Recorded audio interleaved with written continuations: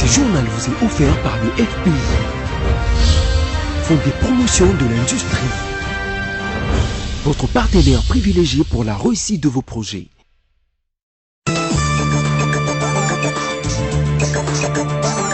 Encore une fois de plus, merci de nous avoir choisis pour vous informer, mesdames, messieurs. Voici les titres de cette édition rétrospective. La première mouture de l'équipe gouvernementale présentée au chef de l'État a été rejetée par ce dernier. Le non-respect de la représentativité féminine, de la jeunesse et la présence des personnalités sous sanctions internationales ont été à la base de ce rejet. Et puis, le directeur général du Fonds de promotion de l'industrie, Patrice Kitebikibonvoul, en ce jour de travail dans la province du Tanganyika, a visité le port de Kalemi en vue de sa réhabilitation. Un projet de grande envergure inscrit par le FPI dans le programme d'urgence de 100 premiers jours du chef de l'État. Enfin, gratuité de l'éducation. La coalition nationale de l'éducation pour tous en République démocratique du Congo a plaidé au cours d'une conférence de presse organisée à Kinshasa en faveur de la réforme du financement de l'éducation. Le chef de l'État Félix Antoine Tshisekedi Tshilombo est attendu à Dar es Salaam, la capitale tanzanienne, où il prendra part à la 39e sommet de la communauté de développement d'Afrique australe SADC en abrégé. Pour cette 39e sommet qui va ouvrir ses portes du samedi 17 au dimanche 18 août 2019, le thème central est un environnement propice du développement industriel inclusif et durable à l'accroissement du commerce intra-régional et à la création d'emplois. Le chef de l'État congolais, qui sera à son 2e voyage en Tanzanie depuis sa prise du pouvoir, profitera de cette occasion avec des réunions bilatérales pour parler de l'insécurité à l'est du pays, d'Ebola et pourquoi pas d'autres enjeux économiques de l'heure. Il s'y est de préciser qu'il s'est tenu un conseil des ministres des pays conviés à ces assises, au cours desquelles 106 propositions étaient adoptées mais qui devront être approuvées par le chef d'État au cours de leur réunion de 48 heures. Pour non-respect de la représentativité des femmes, des jeunes et de l'équilibre entre les vieilles figures de la politique de la RDC, le président de la République, Félix Tshisekedi Antoine Tshilombo, a rejeté mercredi la première mouture des ministrables du FCC et du CACH proposée par le Premier ministre Sylvestre Ilunga Ilunkamba. Selon les sources concordantes, le chef de l'État aurait demandé au chef du gouvernement de révisiter la liste de l'équipe gouvernementale qui lui a été présentée. Ces sources renseignent que les deux plateformes n'ont pas fait émerger les femmes et les jeunes dans leurs propositions. Sur la question des femmes, CACH aurait même demandé plus d'indulgence. La coalition présidentielle aurait même avoué ne pas avoir un nombre consistant de femmes à proposer pour ces 23 postes ministériels. Par ailleurs, les mêmes sources annoncent que, sur la liste des ministrables du FCC, figurent par exemple quelques noms qui posent problème et qui dérangeraient l'opinion, à savoir les noms des personnalités sous les coups des sanctions de l'Union européenne et des États-Unis. Or, le Premier ministre n'en veut pas dans son équipe, ce qui lui aurait d'ailleurs attiré l'ire de ses collègues du FCC selon les mêmes sources.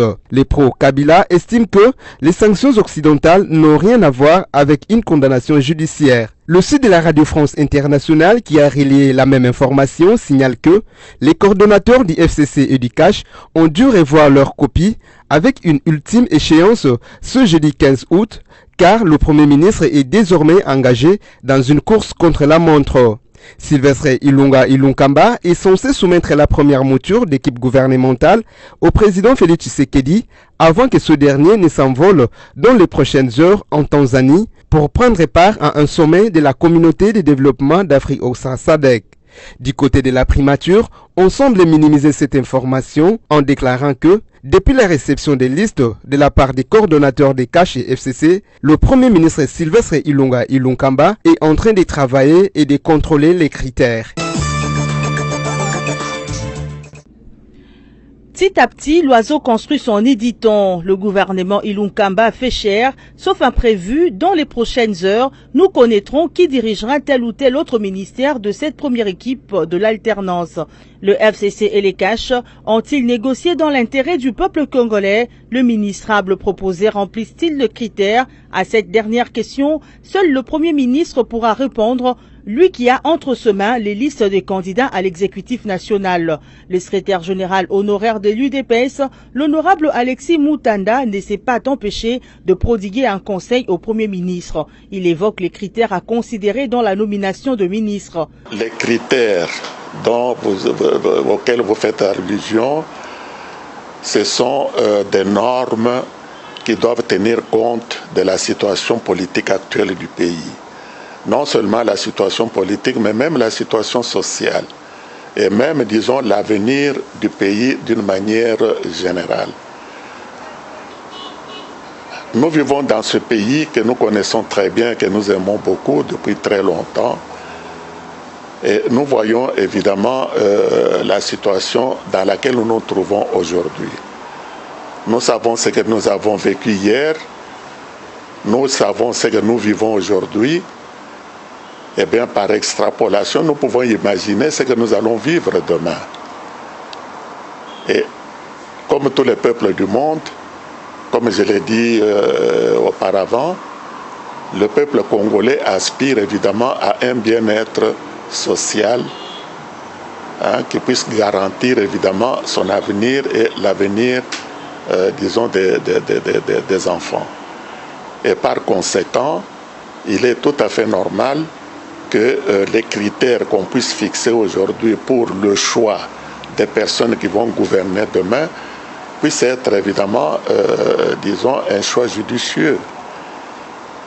Il faut voir si le gouvernement a une vision, parce que pour commencer, avant d'établir des objectifs et tout ça, il faut d'abord établir la vision.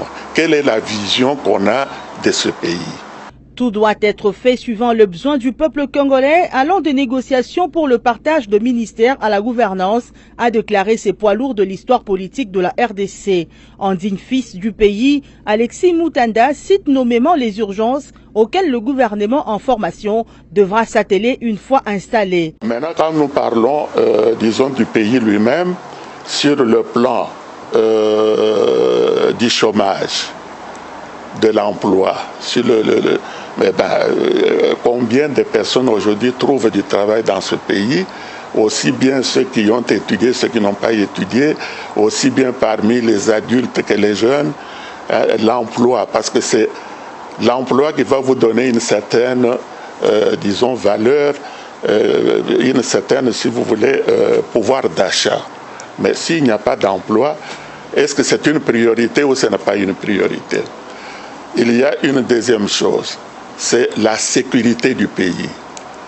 C'est aussi une priorité parce que comment est-ce qu'on peut se développer dans un pays lorsque on n'est pas assuré disons, de sa propre sécurité? Est-ce que dans ce pays, vous pouvez circuler librement? Est-ce qu'on peut avoir la circulation des personnes et des biens tout en étant sûr que rien ne va vous arriver et que vous êtes assuré? Regardez ce qui se passe à l'est du pays. Urgence.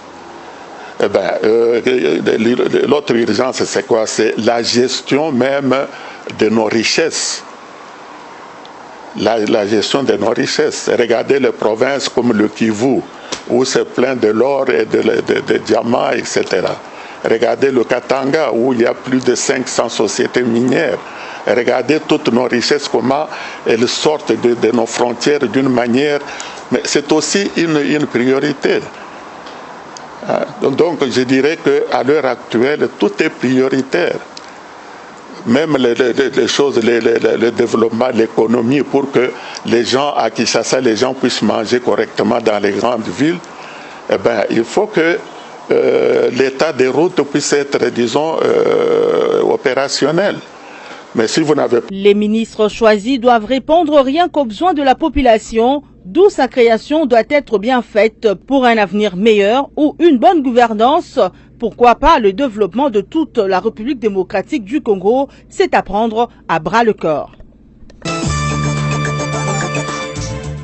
Le quota du regroupement politique AFDCA au sein du gouvernement Ilunkamba revient à l'AFDCA resté fidèle à Joseph Kabila et non à celui des dissidents fidèles à Bahati Lukwebo. Cette précision est du vice-président de ces regroupements et secrétaire général du parti AFDC, Patrick Djanga. Réagissant aux propos de Valentin Vangui, rapporteur du Sénissa, qui a déclaré que le quota de l'AFDCA revient à Bahati Lukwebo, Patrick Djanga recadre et précise que la position du Sénissa est partisane. Je confirme que pour nous, la prise de position telle que communiquée hier du Sénissa, elle est tout à fait partisane.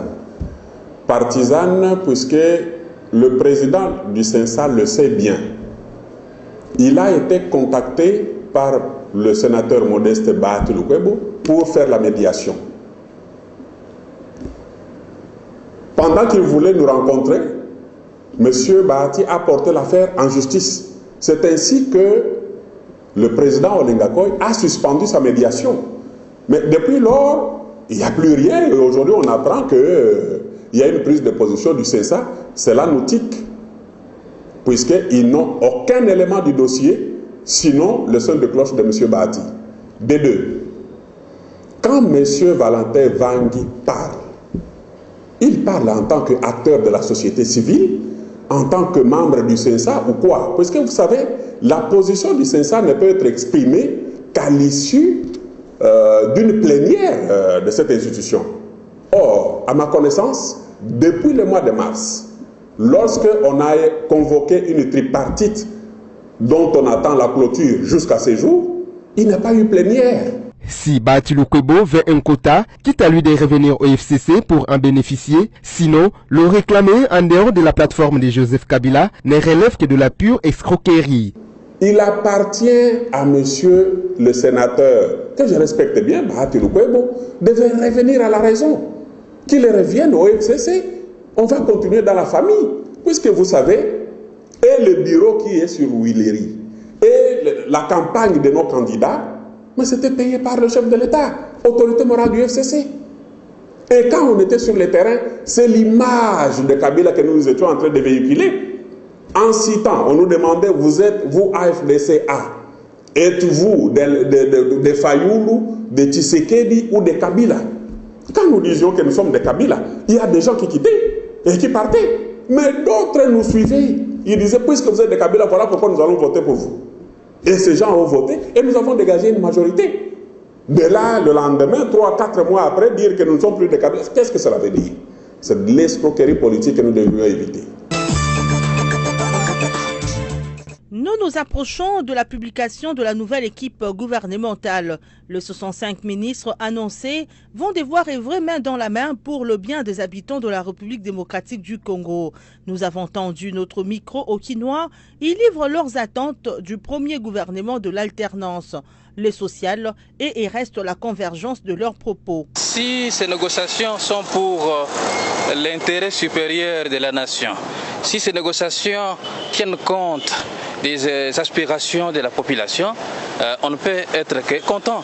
Donc, une taille de 65 ministres, je crois que c'est un gouvernement de coalition, FCC et CACH, qui ont coalisé leurs forces pour former ce gouvernement. Je crois qu'ils ont intérêt à faire du bien à la population congolaise. Donc je peux dire en résumé que ces ministres qui entrent au gouvernement, ils ne peuvent pas se servir. Au contraire, ils doivent servir la population. Parce que les autres entrent avec leur ventre et croient que maintenant c'est notre tour. Voilà, c'est la chanson, hein? On apprend. Et c'est maintenant notre tour, nous devons manger, tout ça. Et les ressortissants se réunissent autour de leurs fils. On ne veut pas de ces histoires-là. Donc les membres du cabinet de ces ministères, nous tirons la sonnette d'alarme à son excellence Félix Antoine Tshisekedi Tshilombo, que ces gens ne doivent pas recruter leurs membres de famille. C'est le social d'abord. Donc les slogans du président de la République, le peuple d'abord, résument tout.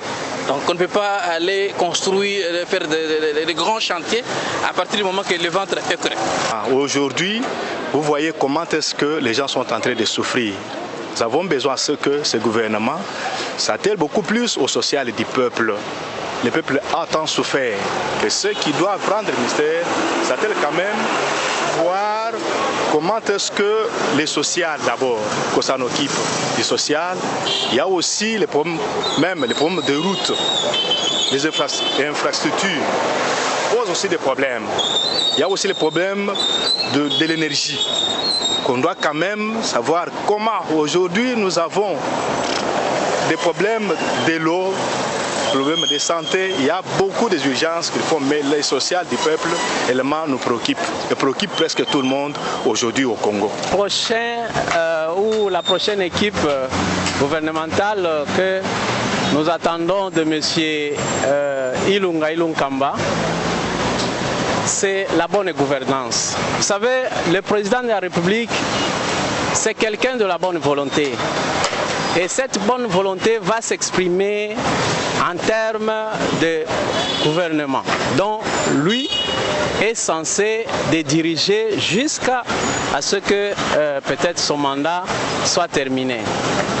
Les messieurs qui va sélectionner pour travailler avec lui doivent avoir une bonne foi, parce que nous n'avons qu'un seul pays, la République démocratique du Congo, qui est notre sol, notre chère patrie. Nous devons l'aimer, nous devons souhaiter que notre pays soit développé par nous-mêmes. Et ces gens-là, que nous allons appeler les ministres, doivent incarner ce qu'on appelle le patriotisme. Que demande le peuple? Devrait s'interroger le dirigeant de la RDC avant de nommer les ministrables, et cette question devrait être considérée dans la mise en place de la vision de gouvernance. L'on se rappellera du slogan « Le peuple d'abord », nous légué par feu Étienne Tshisekedi. Tous les ministres doivent ainsi mettre au centre les intérêts de la population. Le gouverneur de la ville de Kinshasa, Jean-Tini Ngobila Mbaka, a procédé ce week-end aux permutations de bourgmestre et bourgmestre adjoint des communes de la ville de Kinshasa. C'est ainsi que la nouvelle liste de bourgmestres et leurs adjoints se présente comme suite.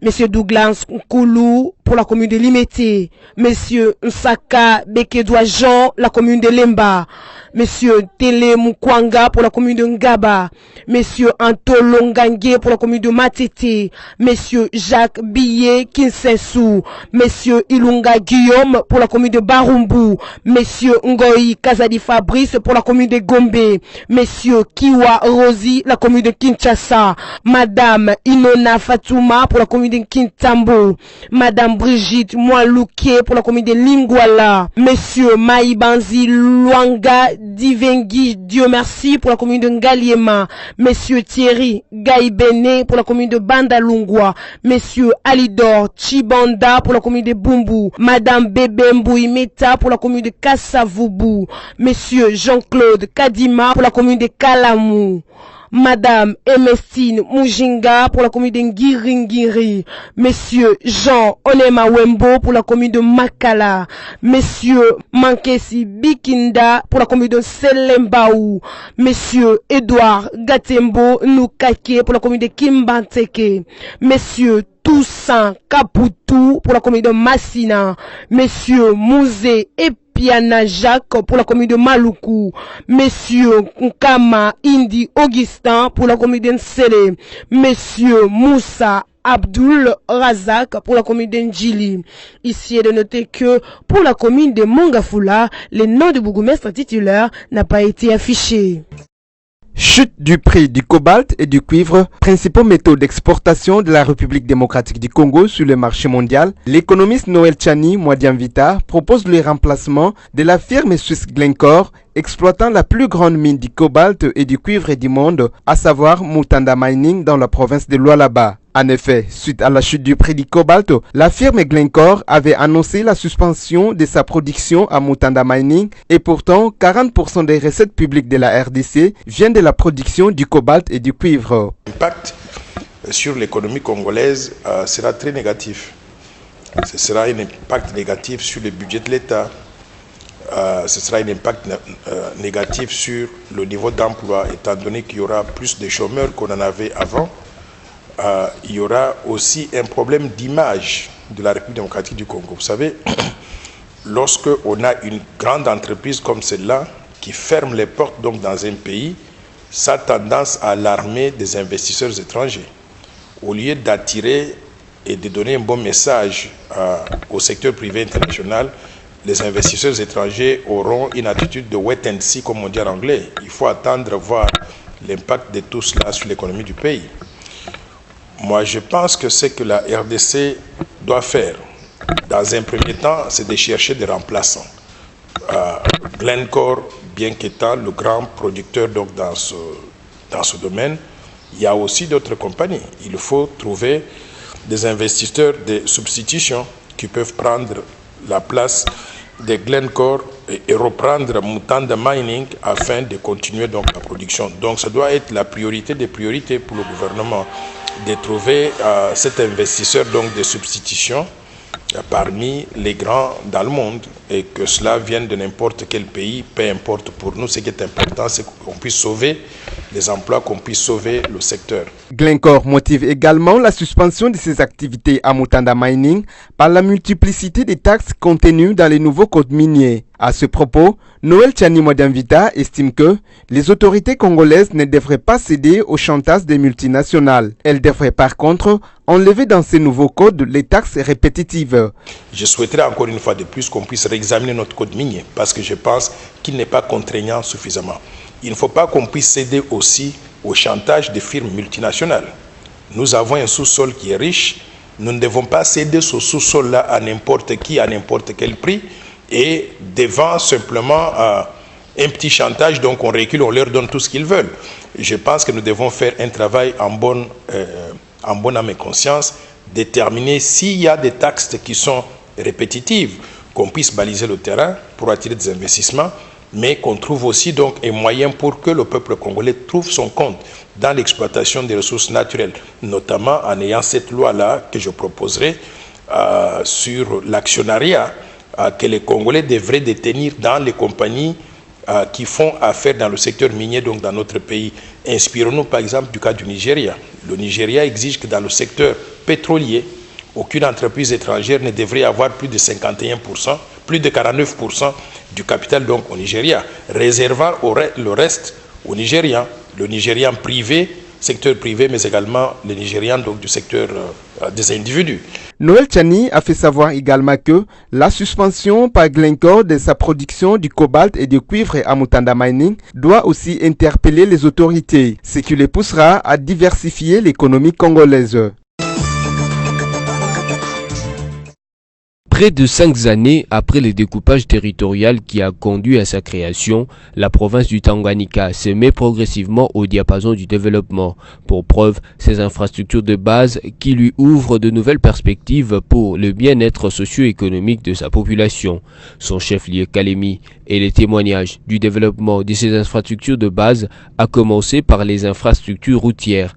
En effet, c'est depuis 2016 que les travaux de réhabilitation, construction et modernisation de ces routes ont été lancés sous la supervision de l'Agence congolaise de grands travaux ACGT.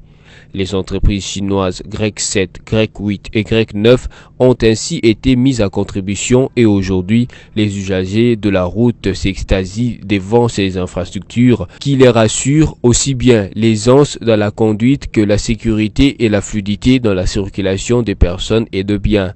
De l'aéroport au centre-ville, en passant par ces différents quartiers de la capitale du Tanganyika, la modernité des infrastructures force l'admiration et renforce chaque jour l'espoir quant à une province prospère à moyen terme. Avec son port qui le connecte à l'Afrique de l'Est et au Moyen-Orient par le lac du même nom, les Tanganyika occupent en effet une position stratégique dans les dispositifs de son développement ainsi que celui d'au moins 8 autres provinces, à commencer par celle de l'ancien Katanga jusqu'au centre du pays en passant par le Grand Kivu et l'ex-province orientale à partir de l'Est. Cette énième descente du directeur général du Fonds de promotion de l'industrie, Patrice Kitebi, au port de Kalemi dans la province du Tanganyika, accompagné des différentes parties prenantes à ce projet de modernisation du port, à savoir la Société nationale de chemin de fer du Congo, SNCC, le gouvernement provincial de Tanganyika, le bureau d'études Kosovar Gwendi Group et la société chinoise Gezuba Group qui intervient pour l'exécution proprement dite des travaux de réhabilitation et d'extension du port de Kalemi, ainsi que les recherches de financement auprès des banques chinoises à cette fin, c'est voulu essentiellement technique afin d'arrêter les approches des faisabilités du projet avec l'équipe des consultants pour la matérialisation rapide de ce grand projet d'envergure inscrit dans le programme d'urgence de 100 jours du chef de l'État, Félix Antoine Tshisekedi Tshilombo. Cette visite a permis aux parties d'échanger sur les préoccupations exprimées par le maître d'œuvre désigné Gezuba Group, le groupe chinois, sur les études techniques détaillées sur la réhabilitation et la modernisation du port de Kalemi. La visite terminée, les parties ont tenu plusieurs séances de travail quant à ce. Aussi, les parties ont statué sur la nécessité de séparer les activités militaires du port commercial une fois le projet réalisé. Eu égard aux différents enjeux techniques, géostratégiques, économico-financiers que représente le port de Kalemi, surtout avec l'entrée en vigueur de la zone de libre-échange continentale, ce partenariat de collaboration entre le FPI et la SNCC en cours d'exécution et qui vise la modernisation du port de Kalemi s'étendra également au développement d'un pôle de croissance autour de la ville de Kalemi en particulier et la province du Tanganyika en général. Cette nouvelle donne déclenchera, sans nul doute, un développement économique autour de ce port modernisé avec des incidences socio-économiques remarquables et assurant par ailleurs la connectivité entre les provinces environnantes en République démocratique du Congo. 2 patients guéris de la maladie à virus Ebola à Goma ont regagné leur domicile ce mardi 13 août 2019. C'est après avoir été pris en charge pendant 2 semaines dans les centres de traitement d'Ebola. Ebola tue vite et Ebola guérit vite. C'est le message qu'a lancé le docteur Muyembe qui a expliqué que ces cas ont été détectés très rapidement. Le mari a été contaminé, il a fait 10 jours à domicile et sa femme et son fils ont été contaminés et tout de suite les équipes de riposte ont donc détecté ces cas, les ont conduits au centre de traitement. Nous avons donné les traitements nécessaires qui est efficace et voilà qu'en peu de temps, 2 sont guéris, a indiqué les virologues congolais. Les précautions ont été prises pour protéger la ville de Goma, principalement une surveillance aux portes d'entrée. Les gens qui viennent de Beni, de Butembo, doivent faire l'objet d'examens minutieux, a promis le docteur Muyembe. La bonne nouvelle est qu'après la cérémonie, l'équipe de riposte et ses partenaires ont accompagné les ex-malades dans leur communauté, question de sensibiliser la population de se protéger contre Ebola. Le problème des déplacements vient d'être résolu. La société des transports au Congo Transco a acquis ce mardi 13 août 2019 8 nouveaux bus destinés à relier Kinshasa à quelques provinces. Le secteur des transports urbains et interprovincial est ainsi régularisé par l'arrivée de ce gros bus, dont un échantillon de 50 que le gouvernement a prévu d'acheter. Ce bus, dont le coût d'achat n'a pas été relevé, sont affectés à servir à des longues distances. Les autorités congolaises de transport disent travailler d'arrache-pied pour satisfaire le besoin primordial de la population lié au déplacement vers les provinces tant proches qu'éloignées de la capitale Kinshasa dans de bonnes conditions de voyage. Signalons que ce premier lot de bus interurbains, comme a déclaré le ministre intérimaire de transport Azarias Rouberois, avec les 42 autres restants, vont être mis en service pour des longs trajets, tels qu'un Kinshasa-Matadi, Kinshasa-Bandundu, Kinshasa-Chikapa, ainsi que du côté de l'est de la RDC pour relier Lubumbashi et Kolwezi, de même que Lubumbashi et Likasi. La place des artistes située sur le rond-point Victoire dans la commune de Kelamou est défigurée par un marché de fortune. Ces constats et des journalistes de BSC Télévision fait ce jeudi 15 août 2019. Le petit commerce naît du jour au lendemain sur ces sites érigés en hommage aux artistes congolais. Les vendeurs envahissent illégalement cette place en installant des tentes, des stands, des entreprises des télécommunications, des étalages de vente, des friandises et autres activités commerciales. Les sureurs des chaussures et des photographes trouvés sur place n'ont pas hésité à justifier leur présence en ces lieux. Selon eux, c'est pour exhiber leur savoir-faire artistique.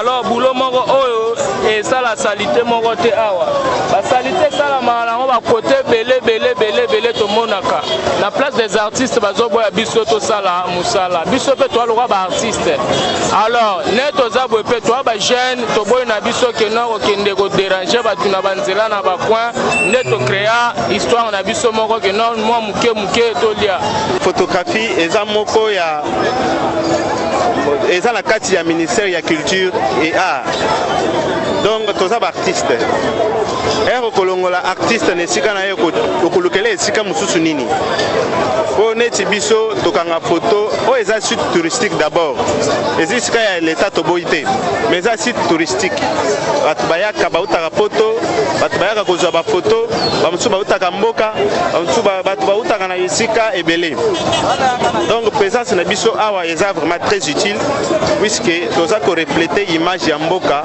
en vendant nos images en prenant les photos kopesa batu bafoto ezokende na mikili mosusu ezokende na mboka image ya mboka ezokende eloko ya liboso nanu bakonzi bayebake biso présence na biso awa ezokopekisa baindulgent voire bafazer bato ya maboma bazalazala awa. Il s'y est de signaler que la présence des commerçants sur ces lieux publics n'a jamais été autorisée par les autorités de la commune de Kelamou. Ainsi, dans les soucis de redorer ces sites artistiques, les agents de l'ordre débarquent à l'improviste pour déguerpir tous ces vendeurs. Mais il est appréhendé qu'après le déguerpissement de ces vendeurs à la sauvette, les inciviques occupent la place des artistes ou qu'elle se transforme en un entrepôt d'immondices.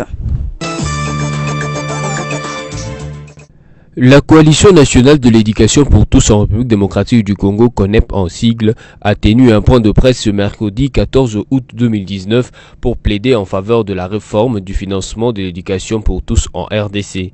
Pour cette organisation de la société civile, il est question de plaider pour la gratuité de l'éducation de base dès la rentrée scolaire prochaine, comme promis par le chef de l'État lors de son discours d'investiture le 24 janvier dernier. Au dire de Jacques Chimbalanga, coordonnateur du CODEP, la gratuité de l'enseignement primaire est un droit constitutionnel, avant d'ajouter que c'est au gouvernement de rendre cette gratuité possible. La République démocratique du Congo a adopté en 2005 la Constitution de la République. Cette Constitution a, en son article 43, prévu que l'enseignement primaire soit gratuit et obligatoire. Et la Constitution elle-même s'est appuyée sur les instruments juridiques internationaux tels que la Convention relative aux droits de l'enfant, le Pacte international relatif aux droits économiques, sociaux et culturels. Mais au niveau national, plusieurs autres instruments juridiques nous permettent donc d'appuyer cette demande à l'accès gratuit à l'éducation des enfants. J'insiste que c'est donc au gouvernement de mobiliser toutes les ressources financières nécessaires à la mise en œuvre de cette gratuité. Et la même loi cadre précise en son article 7 au point 18 qui donne donc justement le contenu de cette gratuité-là. C'est que c'est la prise en charge par l'État des frais de scolarité dans l'enseignement public, dans l'enseignement des bases dans les établissements publics.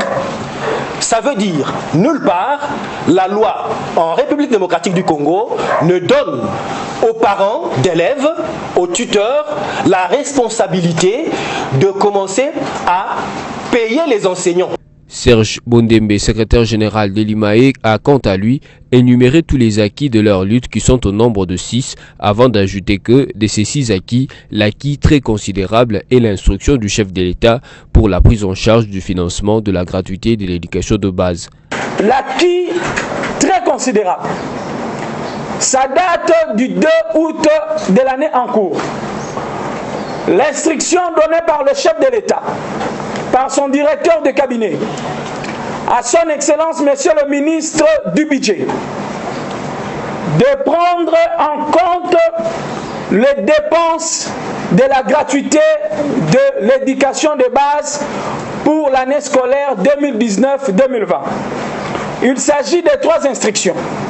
La première, l'enveloppe de réajustement pour les salaires des enseignants et les frais de fonctionnement mensuels alloués aux écoles. Alors pour l'enveloppe salariale, c'est de 18 milliards 461 millions 320 736 000 francs congolais. Ce qui veut dire le salaire pour un enseignant moyen, donc le moins gradé, à 100 $ américains. La deuxième instruction, le paiement de 15 000 enseignants non payés, estimé à 132 617, soit à une valeur de 23 milliards 181 millions 451 600 francs congolais. Et la troisième instruction, enfin, le paiement d'une indemnité de transport et de logement aux enseignants de la ville-province de Kinshasa et des chefs-lieux de province dont l'effectif s'élève en 51 919 unités pour une enveloppe mensuelle en francs congolais de 5 milliards 418 millions 625 200 francs congolais. Notez que pour ces organisations de la société civile qui travaillent dans les secteurs de l'éducation, le vœu est de voir cette gratuité de l'enseignement de base, c'est-à-dire les 6 ans du primaire et les 2 ans du secondaire, être d'application dès l'année scolaire 2019-2020. L'assainissement de la ville de Kinshasa est désormais suivi à la loupe. La rétrocession de 16 millions de francs congolais mis à la disposition de chaque commune de la capitale Kinshasa et de leur bourgmestre est un signal fort pour le nouveau look de la ville. Dans leur déploiement de tous les jours, les journalistes de BS et Télévision ont fait une descente dans quelques quartiers stratégiques de la commune de Kalamou, notamment au rond-point Victoire, pour s'enquérir de l'évolution de l'opération Kimbompeto lancée par le gouverneur Jean-Tini Ngobila. Les constats restent favorables dans cette municipalité de la capitale. La population s'habitue petit à petit au système d'assainissement mis en place par le bourgmestre de Kalamou, Jean-Claude Kadima, et son collège. D'après le coordonnateur du service de l'assainissement et des Kimbompeto de la commune de Kalamou, Gaëtan Ilunga Kasongo, les Kinois en général et les habitants de la commune de Kalamou en particulier doivent prendre conscience de l'importance d'avoir un environnement salubre et des conséquences néfastes de l'insalubrité. L'assainissement commence avant tout chez soi, dit Gaëtan Ilunga. Tout le monde doit participer pour assainir. Chacun devant sa parcelle. Donc ça doit commencer dans la chambre même. Lorsque vous essayez d'assainir votre chambre, après la chambre, vous passez dans le salon. Après le salon, vous passez dans la maison. Après la maison, c'est dans la parcelle. Après la parcelle, ça sera la devanture. Après la devanture, ça sera l'avenue. Après l'avenue, ça sera le quartier. Après le quartier, ça sera la commune. Et puis après la commune, ça sera la ville de Kinshasa. Donc, si nous commençons à la base, qui est nos chambres, là où nous dormons, là où nous avons toujours l'habitude de garder les biens qui nous sont chers. Maman, vous verrez qu'il y aura une évolution et puis Kinshasa changera. C'est ainsi que pour bien poursuivre l'opération Kimbompeto avec succès, Gaëtan Ilunga sollicite le concours de professionnels de médias. Selon lui, l'impact de l'opération d'assainissement de la ville de Kinshasa, autrefois appelée Kinlabel, sera compris si et seulement les médias congolais font de cette campagne leur priorité. La mort subite de la star ivoirienne DJ Arafat donne des leçons aux conducteurs des taxis-motos qui parfois s'édonnent en spectacle sur les autoroutes quinoises. Dans la ville de Kinshasa, le décès spectaculaire du roi des coupés décalés vient d'une manière à une autre interpeller le motard congolais dépourvu du bon sens et qui se manque du respect des règles de sécurité routière. Rencontrés dans le rond-point dit Sosimat dans la commune d'Ngalima à Kinshasa, quelques motards expliquent le pourquoi de leur penchant à se faufiler entre le véhicule pour s'effrayer le passage.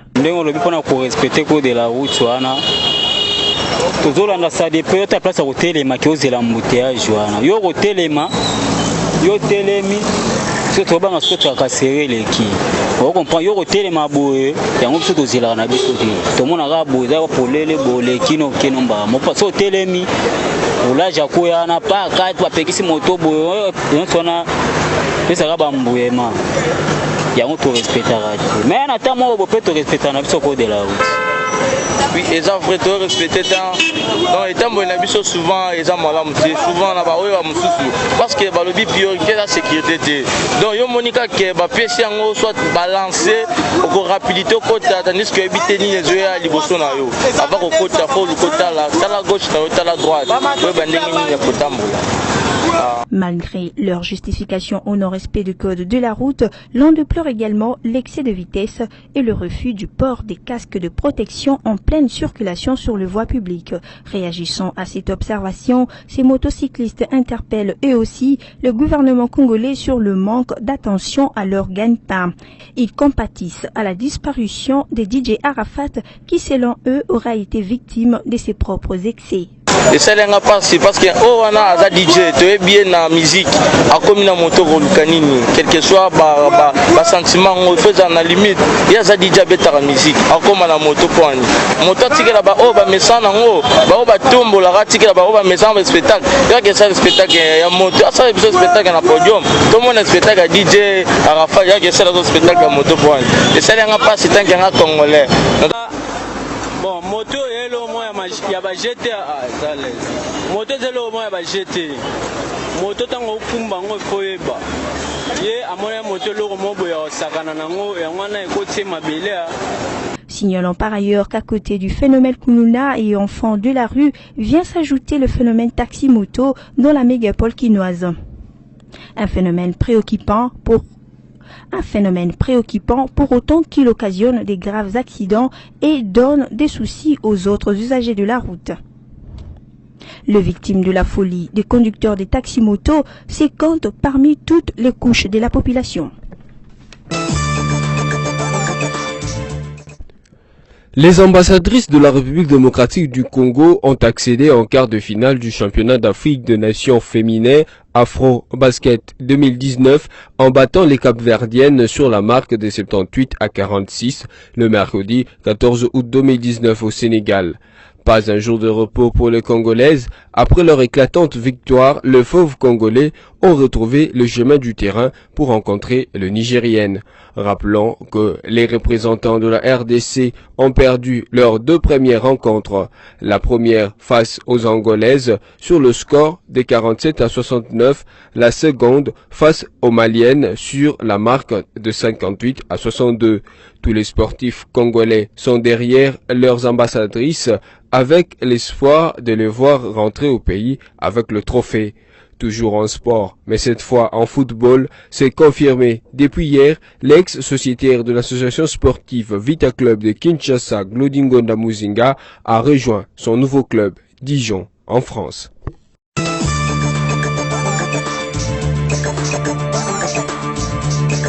Place à présent, rappel de principaux titres. La première mouture de l'équipe gouvernementale présentée au chef de l'État a été rejetée par ce dernier. Le non-respect de la représentativité féminine, de la jeunesse et la présence des personnalités sous sanction internationale ont été à la base de ce rejet.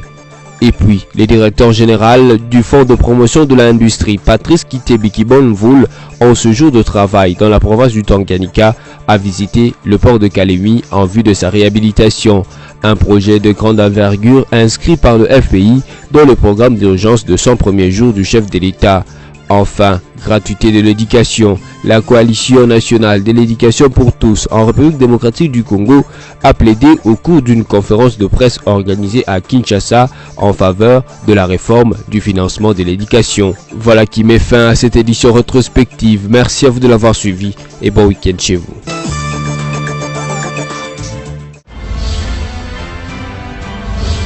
Ce journal vous est offert par le FPI, Fonds des promotions de l'industrie, votre partenaire privilégié pour la réussite de vos projets.